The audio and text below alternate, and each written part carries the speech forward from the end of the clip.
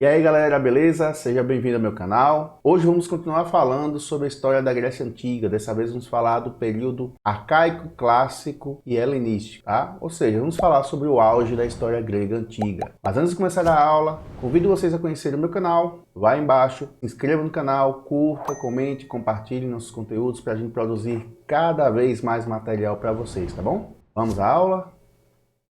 Então esse é o canal do Professor Vinícius, produzindo conteúdos de história para você estudar para o Enem, vestibular, concursos e no seu colégio também, tá bom? Como eu disse há pouco, nós vamos continuar falando sobre a Grécia Antiga. Na aula passada, nós vimos aqui a origem do povo grego e o seu desenvolvimento. Falamos do período pré-homérico, o período das invasões da Grécia pelos povos indo-europeus, os aqueus, eólios, jônios, dórios. Após a chegada dos dórios, ocorre uma regressão da organização social e política grega, e passamos para o período homérico, onde o poeta Homero escreveu os poemas Ilíada e Odisseia e conta a história da Guerra de Troia e também de como era o funcionamento da cidade grega. Então vimos que nesse período homérico a sociedade grega passou a se reorganizar após a destruição promovida pelos dórios no período anterior, no período pré-homérico. Então a sociedade grega passa a se reorganizar, de famílias passa a se unir, passa a formar grupos maiores como as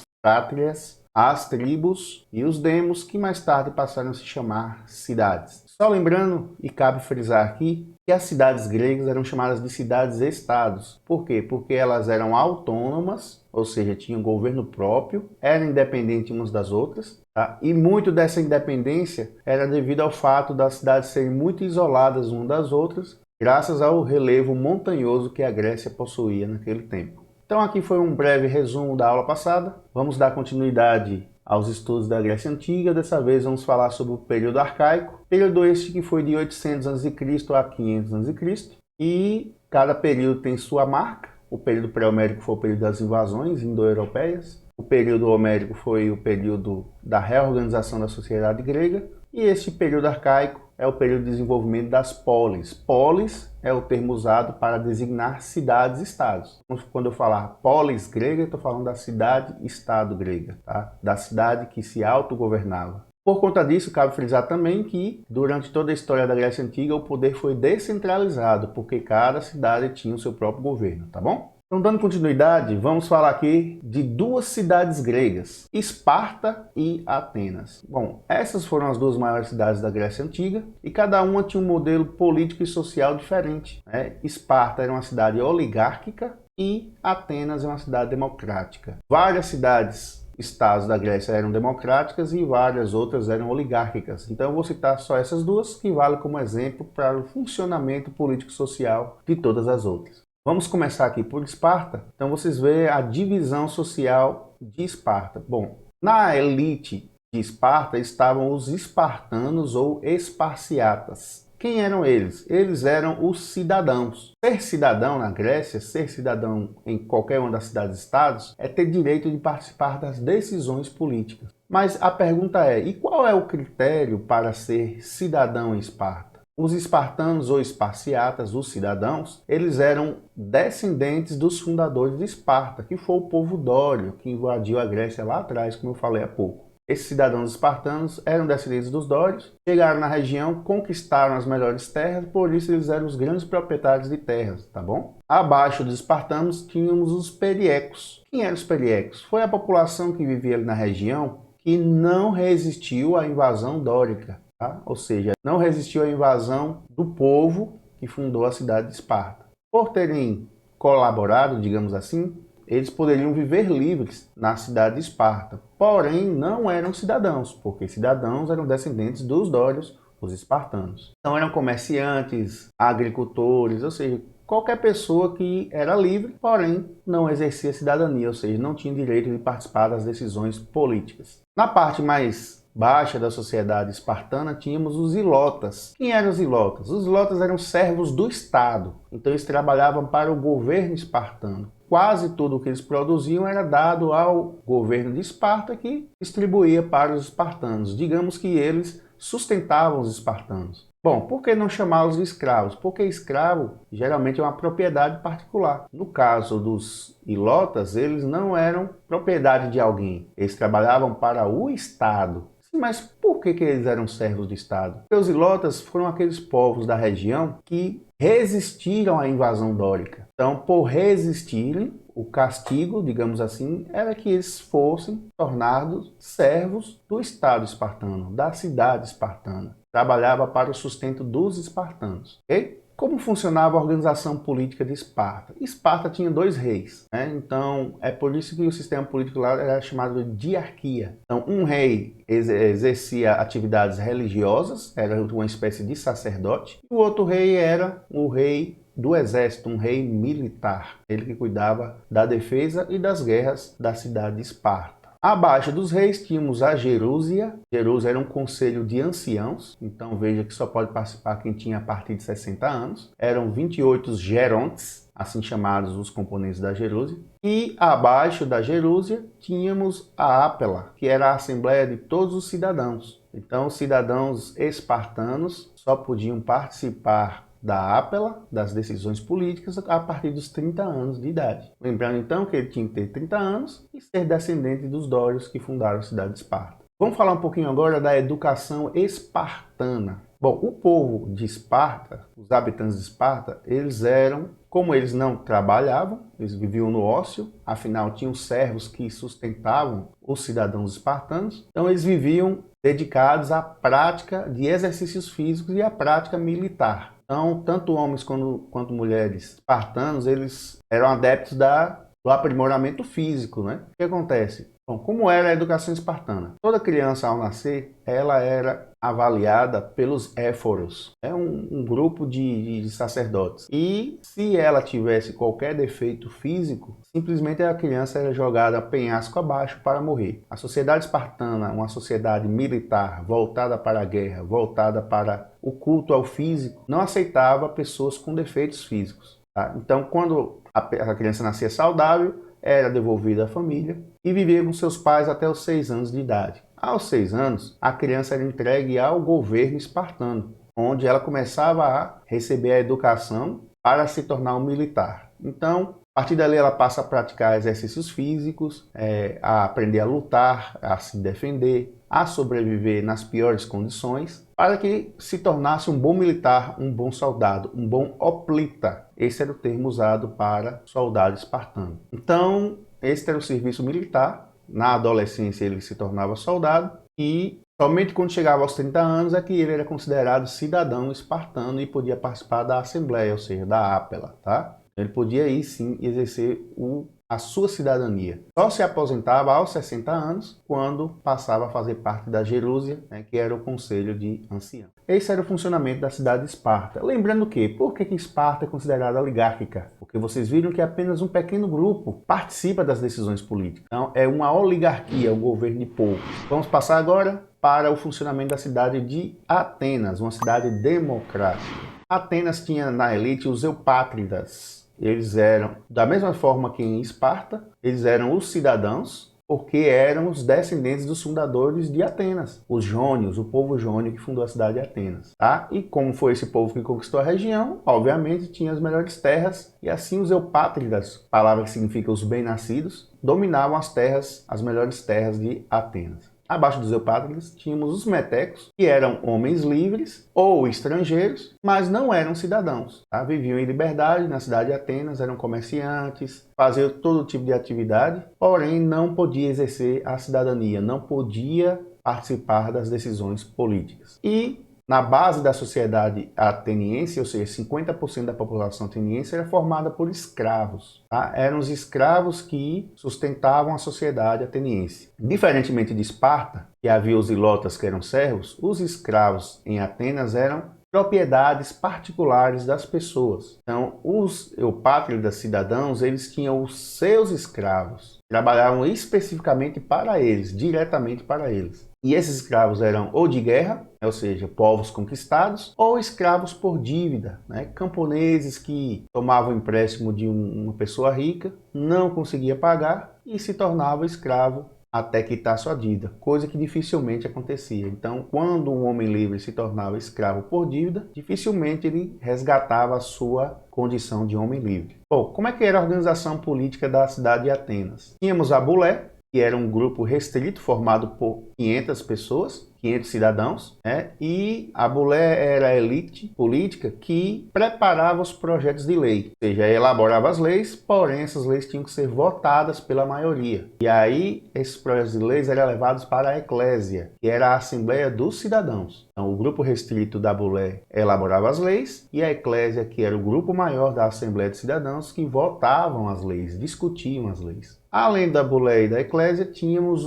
a Elieia. Era um tribunal, um júri, digamos assim, para julgar as causas. Esses componentes da Elieia eram sorteados na eclésia, na Assembleia de Cidadãos. Você pode estar pensando aí, mas em Esparta somente os espartanos participavam das decisões políticas. Em Atenas, somente os eupátridas participavam das decisões políticas. Por que então Esparta é considerada oligárquica e Atenas é considerada democrática, se apenas um pequeno grupo em cada cidade participa das decisões políticas? A questão é o seguinte, vamos falar ali dos metecos, os homens livres estrangeiros. Eles pagavam impostos ao governo de Atenas e não achavam justo pagar impostos e não tomar decisões na cidade. Então a insatisfação popular foi crescendo ao longo do tempo. Então, para diminuir essa insatisfação e evitar guerras na cidade, houve uma série de reformas políticas. 3 legisladores, que vocês estão vendo o nome aí embaixo, Solon, Drácon e Clístenes, mudaram as leis e ampliaram a cidadania. Ou seja, a partir de um certo momento da história de Atenas, todos os nascidos em Atenas que fossem livres se tornaram cidadãos. Ou seja, estamos incluindo aí os metecos. Não todos os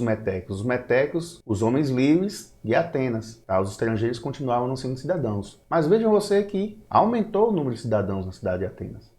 Além de ampliar a cidadania, essas reformas também acabaram a escravidão por dívida. Tá? Isso quer dizer que ninguém podia mais virar escravo por estar devendo a alguém. Essa era uma outra insatisfação do povo ateniense naquele tempo. Então vejam que depois das reformas aumentou muito o número de cidadãos na cidade de Atenas. E qualquer um desses cidadãos podia participar das decisões políticas. Vamos passar agora para o período clássico, que é o auge da história grega antiga, que vai de 500 a.C.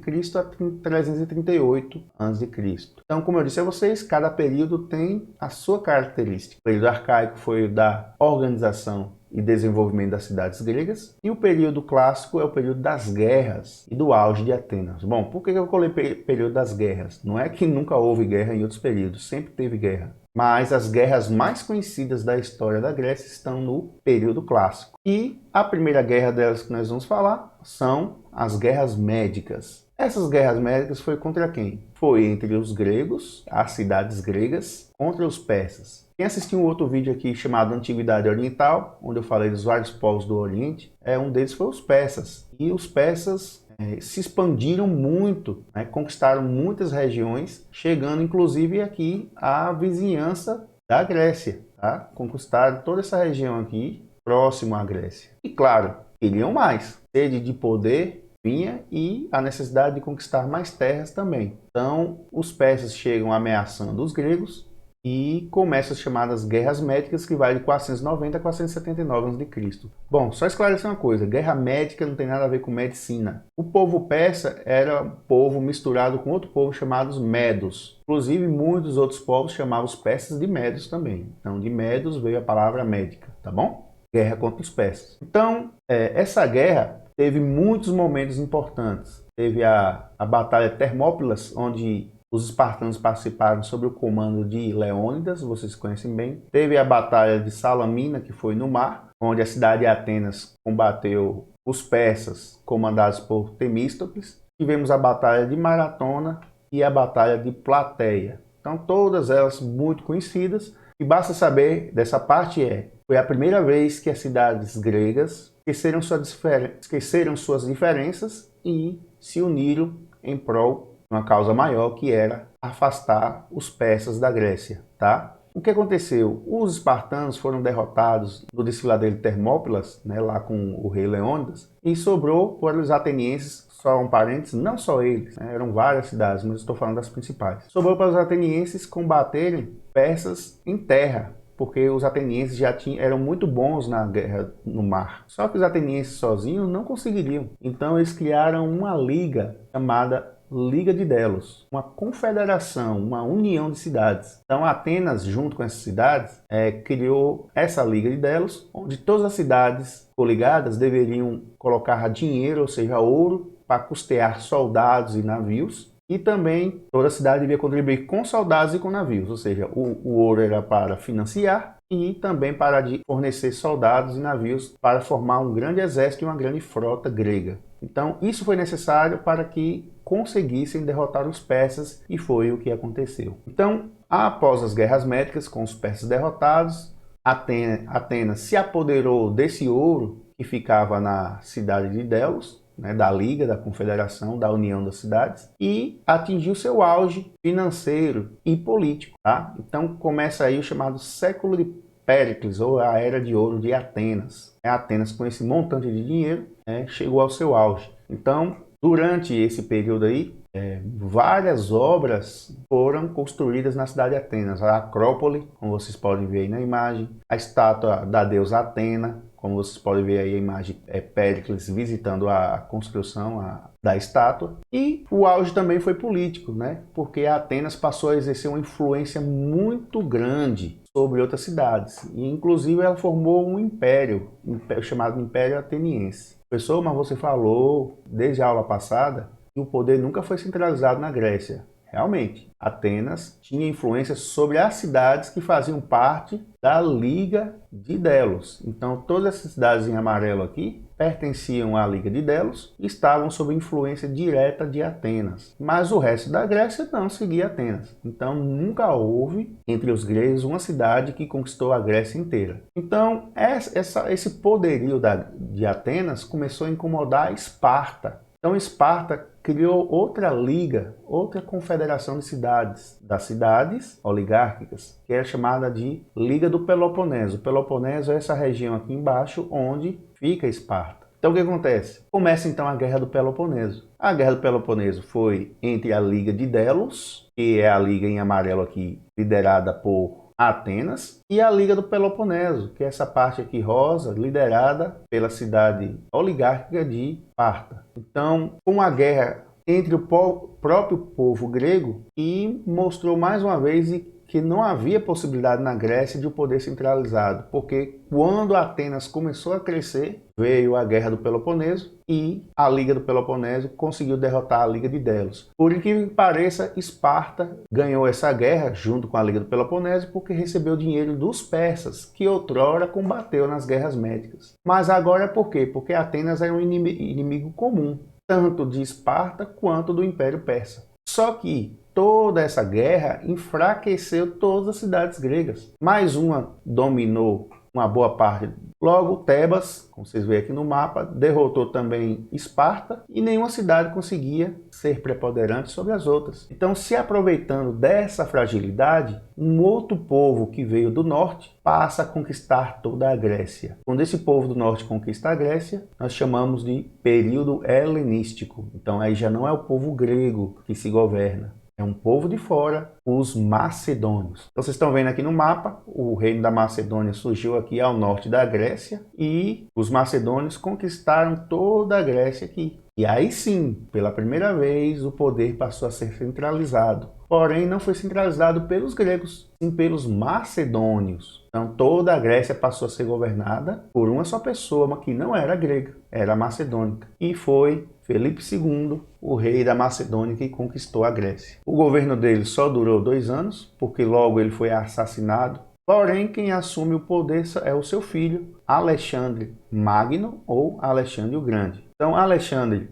confirma o seu poder sobre a Grécia. Então, veja que agora a Grécia tem cidades, mas não tem mais cidades-estados, porque ela não mais se autogoverna. Todas as cidades gregas agora são governadas por Alexandre. E o caminho natural de Alexandre era se bater com os persas. Então, Alexandre o Grande, ele passa a conquistar as terras dos persas. E como vocês veem aí no mapa, eles vencem os persas na batalha de Gaugamela. Então, os macedônios e gregos agora né? Saem aqui do lado esquerdo do mapa, da Grécia, vêm conquistando toda a região que era dos persas, até chegar aqui no centro do mapa, na região de Gaugamela. Aqui os persas são derrotados definitivamente e Alexandre consolida seu poder sobre toda a região. Olha, se tudo aí antes pertencia aos persas, agora tudo pertence a Alexandre o Grande e aos macedônicos e gregos, tá bom? E aí um detalhe importante. Alexandre, ele foi educado pelo filósofo Aristóteles, muito conhecido,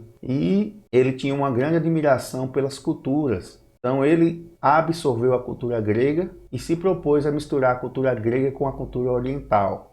Essa fusão das culturas grega com a oriental deu origem ao chamado helenismo, uma nova cultura, uma união de duas culturas diferentes forma uma nova cultura. Tá? E para promover essa união de culturas, Alexandre o Grande se casou com a princesa Roxana da Babilônia e tornou a Babilônia a capital do seu império. Só que a sede de poder de Alexandre não termina aí. Então ele ruma para o Oriente, como vocês veem novamente no mapa, e chega até a Índia. E só não foi mais adiante porque o exército dele já estava exausto de anos de guerra. Queria curtir o que havia conquistado. Então Alexandre retorna à Babilônia, continua governando todo o seu império a partir dali, porém logo ele morre. Tá? E são várias as hipóteses acerca da morte dele. Alguns falam de envenenamento, outros falam de malária, vários tipos de doença. Mas não se sabe ao certo até hoje do que ele morreu.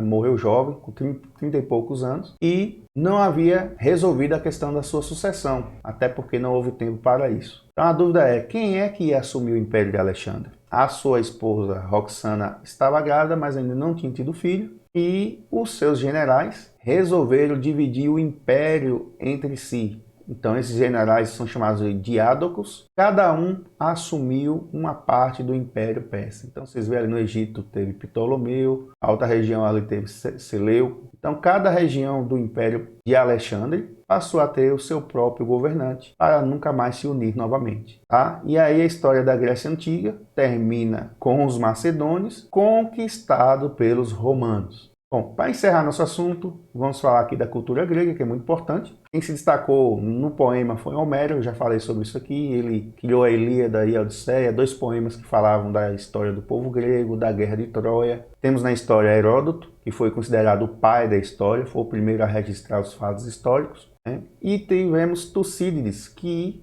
também se destacou na história, inclusive dando um caráter mais científico, né, à narrativa histórica. Tivemos também o teatro grego. O teatro começou na Grécia.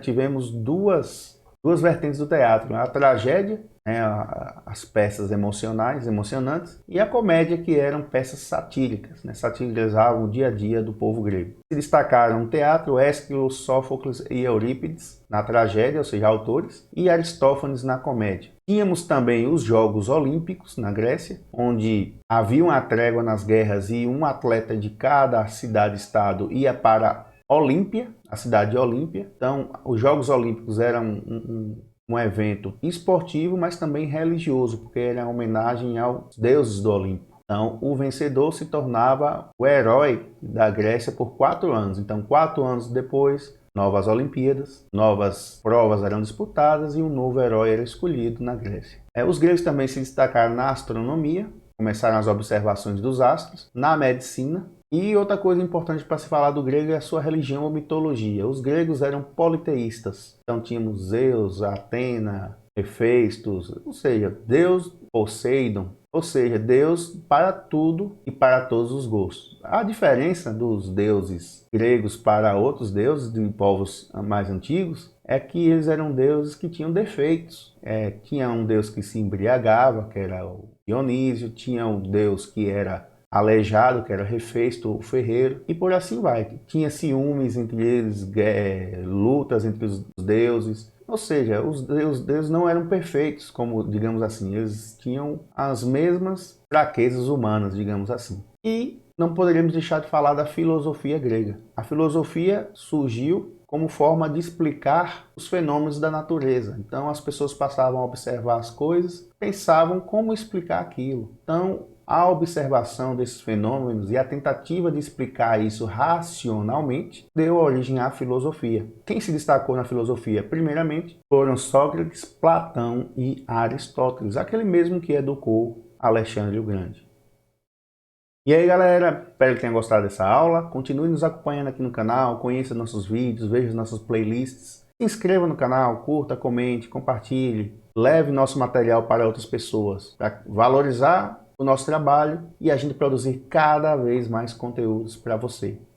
Até a próxima!